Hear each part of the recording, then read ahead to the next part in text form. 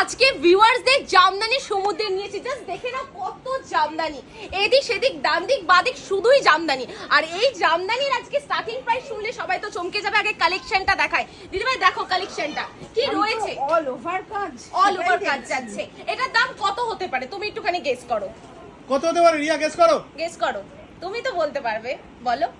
300 না, 160 টাকা, হাফের দাম। 160। হ্যাঁ, এখানে সীমাবদ্ধ নয়, আমি দেখিয়ে দিচ্ছি প্রচুর কালার রয়েছে, মানে অগন্তি কালার। মানে লুট, পুজোর আগে লুট।